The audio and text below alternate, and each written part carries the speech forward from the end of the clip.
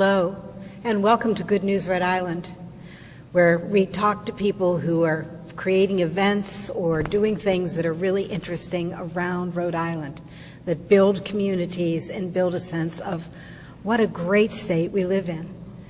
You can hear an echo today because we're in a large gallery. We're at the Visitor Center of the Blackstone River Valley Federal Park System in Pawtucket.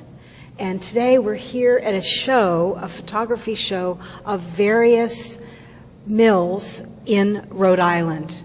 Their beauty and their decay are I think the theme of this show. We're here with Cindy Wilson and David Pinkham, who are both photographers from various areas of Rhode Island. So welcome, and thank you for welcoming us here to your gallery, to your show.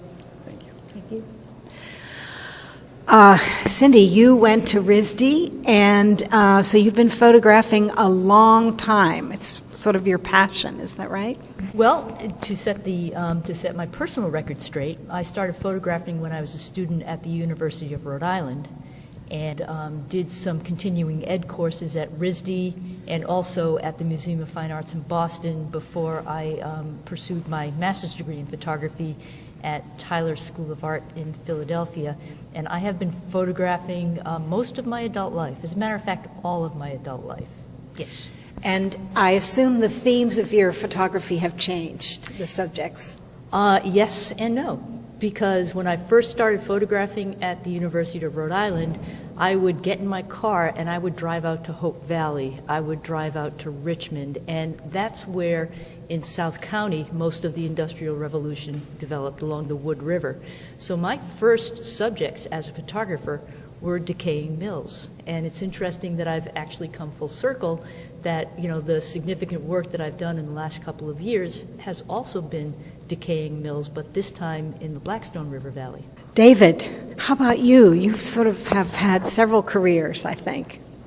My interest in photography started when I was quite young, and I did take some courses in photography working in a darkroom film when I was in college in Boston, and didn't lose interest but lost opportunities because of career and life. And quite frankly, it was when digital photography came along, because then I had an opportunity to work in a dark room, so to speak, on my computer. And so my interest in photography has always been there, but more recently with digital photography.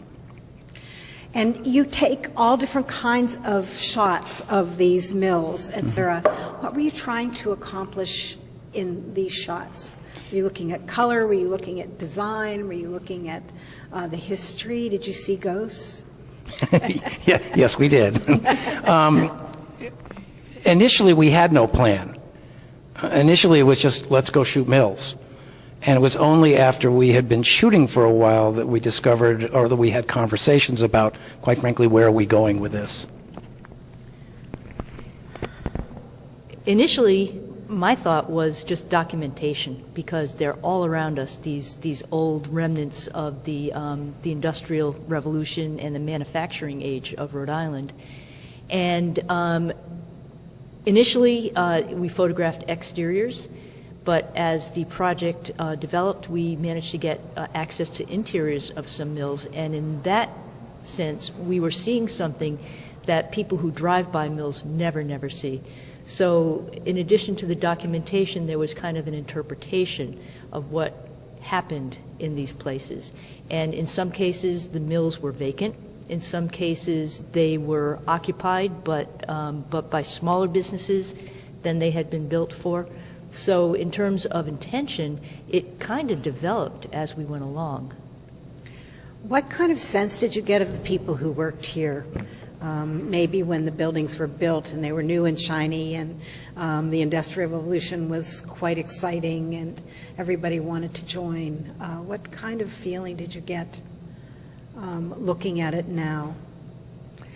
You get a sense of just the vastness of these places, and how, as a worker, you would be one of very, very, very many other workers in these spaces. And also, Just the regimentation, the stairways, you all went in the same entrance, you all went up the same set of stairs, and basically you all worked in the same floor.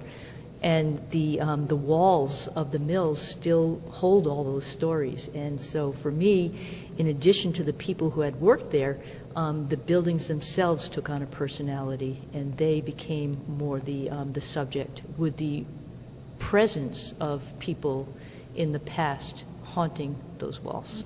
I just wanted to add that, Cindy makes the point that first we were shooting on the outside. And it's really when we went on the inside that the human life of mills became evident. And I'm thinking of a number of places where the mill that we were photographing might be empty, but you could see where the machinery was, and then you could see the spaces where people stood. You could see where they shuffled their feet, so the wood where they were was worn. And that reminded us that these weren't just buildings. These were places where people went and worked 6 days a week, if I'm not mistaken. Yes, their whole lives, Yeah. some of them. And in some cases, it felt like the person had worked on a Friday afternoon, gotten up from their seat, and never come back. And so there was that sense of what they had left and how they had personalized their spaces in the mills that really, that became more subject for photographs. You mean they left some articles there? Yes. Clothing, shoes. Pictures. So we'll see that, and that's probably from the 60s or something. I mean, distant past for some people, but our past for some of us. Your sense that in some ways this is holy ground, wasn't it? I mean, you're really walking on the history and the lives of people who are nameless, but yet who are, there's some mutuality there.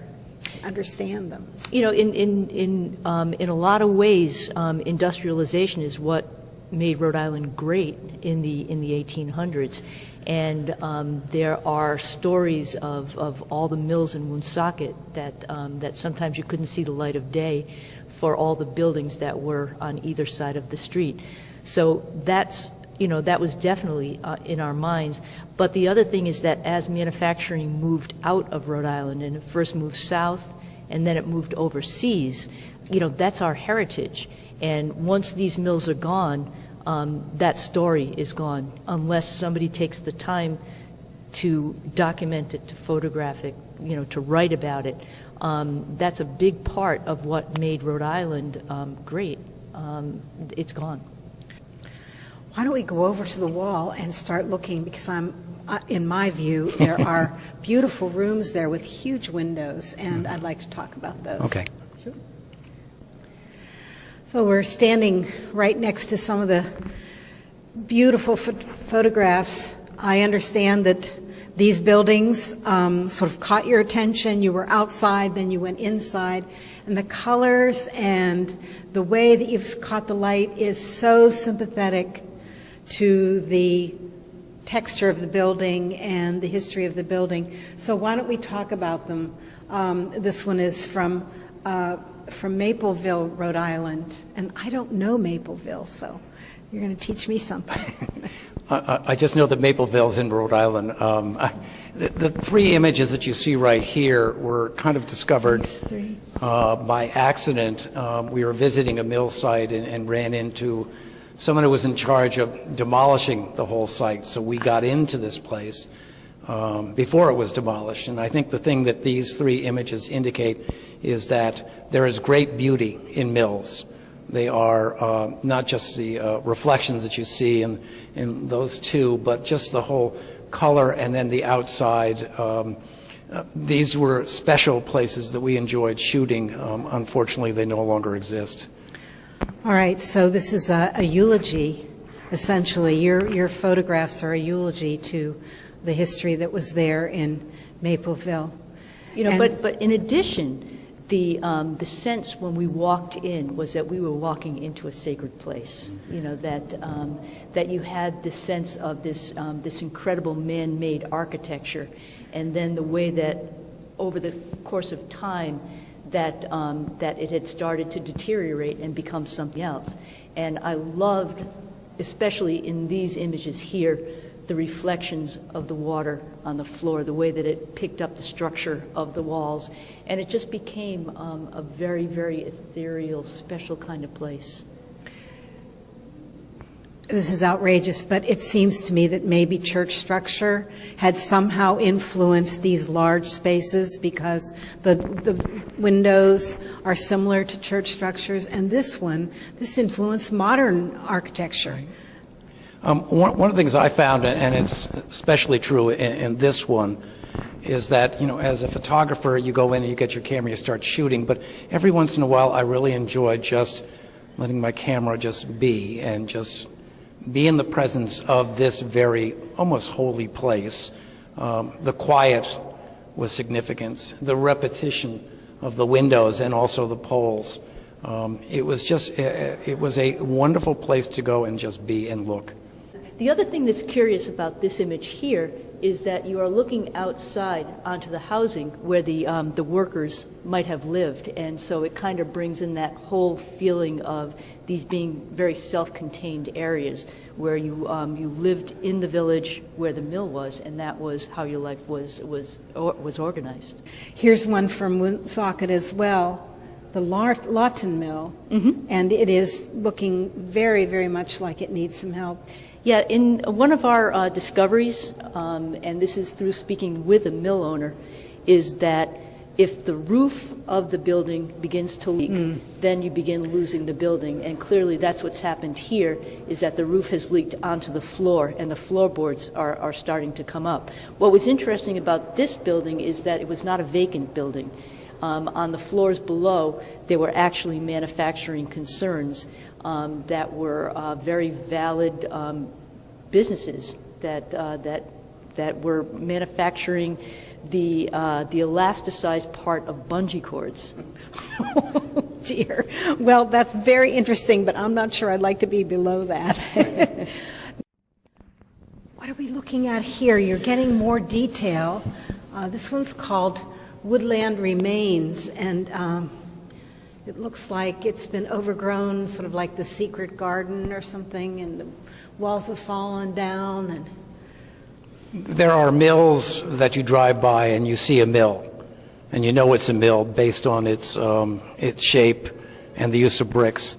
But occasionally, in this one in particular, you'd find the remains of a mill, and that's what we found here. We were doing some shooting someplace in Woonsocket, and quite frankly, we went for a walk in the woods. I'm not sure what called us in, but we did, and we found this. I did talk to someone earlier today that there was a huge fire there, and obviously some years ago. But mills become remains, sometimes like this, and sometimes you find them just in the woods. this one looks a little more organized because part of the building has been taken off. Right. Seems to have had a painted door at some point. There's an office space in there. Some So of it's business, used. but yes, that's why the title torn away. The access to the main part of the mill was taken away, and I believe this was a building sometimes called the counting room. It was it's where the money got exchanged. Very interesting that that was saved. One of the things that captured our attention was the chaos of mills, how the mills have changed over a period of time. Obviously, when this mill was first built, it didn't have this section, but mills changed as they got used for different types of businesses, and so the sense of chaos, architectural chaos, is something that caught our eye. And it makes a very good photograph. I mean, you see how sort of slapdash this is Right. compared to the beauty and the thought that went into making this repetitive design of those earlier buildings. Correct.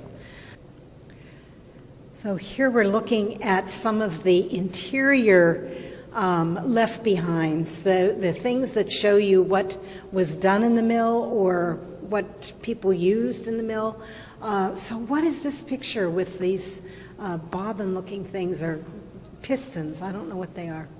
This is one of the aspects that I think talks about what, the technology that has been left behind and why it's so important to notice details like this in talking about the mills. Because, quite frankly, I'm not really quite sure what they are.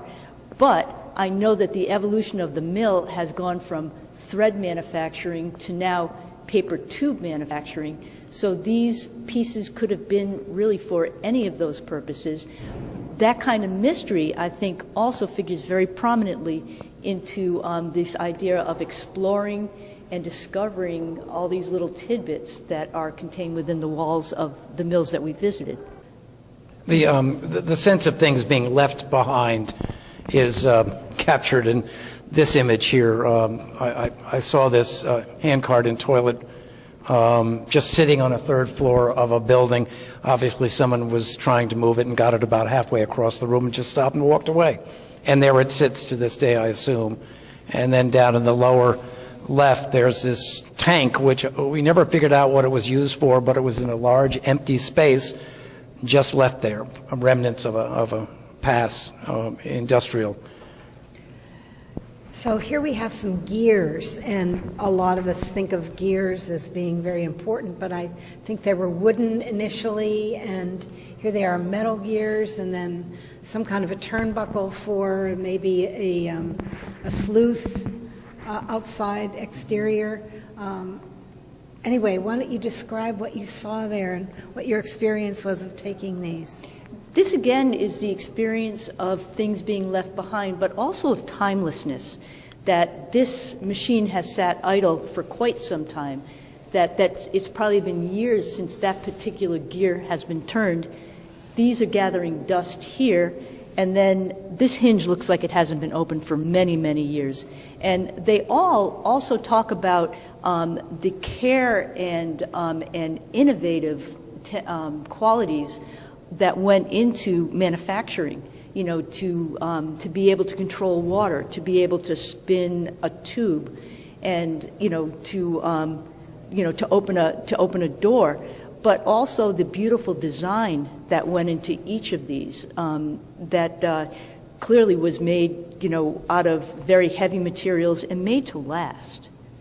And somebody really thought them through. It's not just that they needed something, so they slammed something on the door. Right. For example, this hinge is very beautiful. Mm-hmm. And I think this points again to our personal journey as artists in this particular endeavor, that, when we initially went into photographing mills, our view was very, very broad. And then as time went on and we refined our view, we really did start looking more at the details that made things more unique, that might require some explanation, but in themselves are really beautiful even without knowing what they do.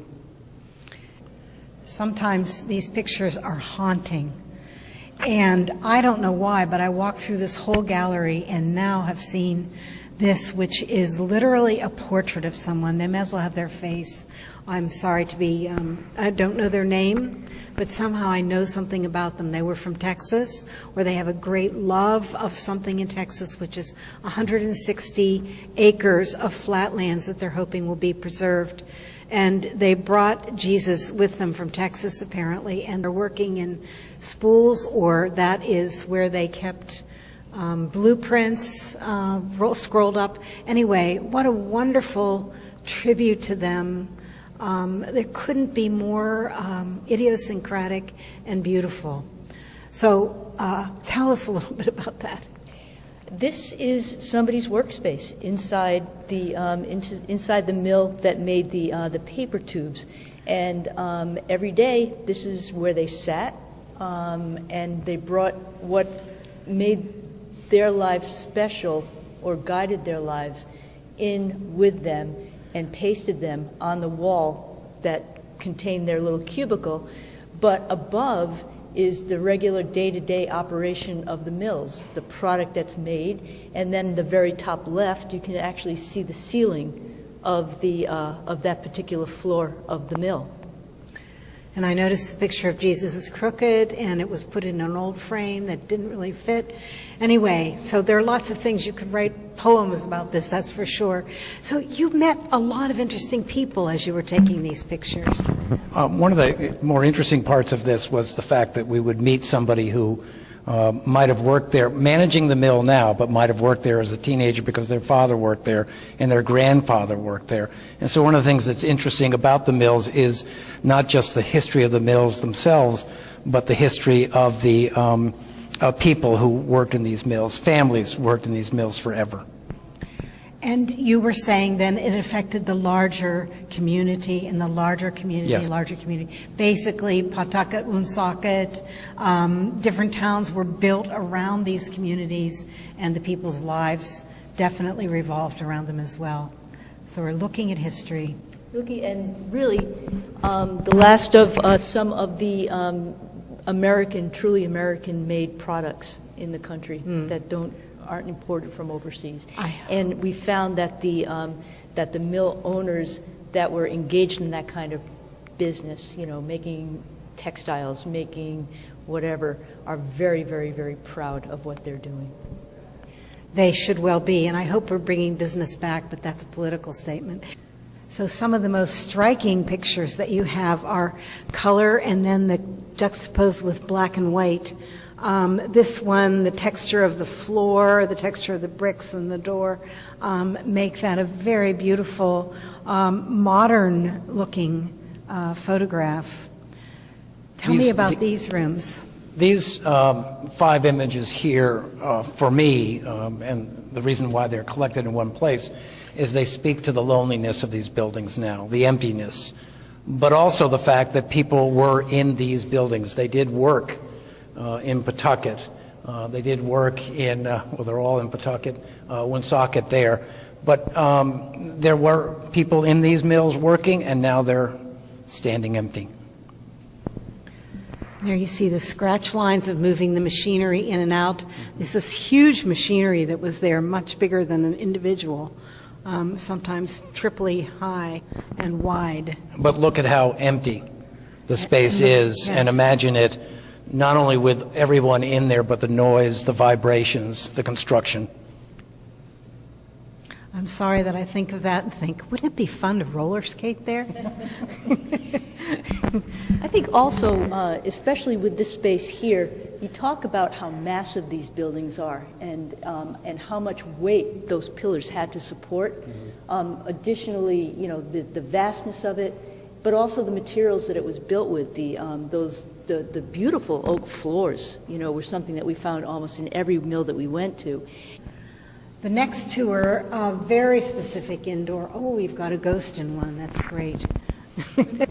And it was important that these were in black and white as well, because I think black and white kind of adds to the timelessness of images. The fact that somebody worked at that desk, left their shoes there, and now it's an empty space. And then here, a passageway with a ghost image. That's amazing that you got that ghostly figure. And what makes it really sweet is that if you look at the image closely, everything in that image is tack sharp, and it really accentuates that kind of the presence of or non-presence of somebody walking down the hall. You wonder if this guy remembers that he left his shoes and his old drinking cup and his old Coke can. Just very moving, very moving. Yeah, and how many days were marked off on that calendar, and what were in the slots of the desk? What was in the slots? Yeah. Do you know what was in it? No. It's not. It's almost not important. It's just that it was an organization system that's now lost. Exactly. Yeah. All right. This one is really haunting to me. When I walked around when I first came in the room, I just stopped. This really says it all, because it's such a wide space and it's so fragile looking, and it's called Demolished Number 1. That one was demolished. That is in Mapleville, and we spent quite a period of time. These two images are from the same mill. And we had the privilege, quite frankly, to go in there with somebody who was the manager of the demolition of the mills. And this place, both on this floor and then on the second floor, really spoke to us. I can just imagine people rushing up and down this step to talk to probably a manager who was up here. Your brain starts making stories up. So how did you feel when you were in this building and you knew you were some of the last eyes to be there? I guess we knew at the time that we would be the last people to be in that place. I think what struck me, again, was what you were talking about. This was a place where people worked. And so it was the people that, at least in my experience or my feeling while I was there, it was the people I was discovering that would be running up these stairs and going out the door here for whatever reason. Maybe this is how they got into the mill initially. But it was the people that were missing in the photograph that really struck me. Continuing with David's thought, that these buildings had been constructed around a workflow, that this is how people would come in, this is how they would get up and down the stairs, this is how the product would be ferried through the building. But every one of these spaces had a purpose. And whether it's hoisting machinery, whether it's a stairwell, everything was built with the idea that there was a reason for it being there.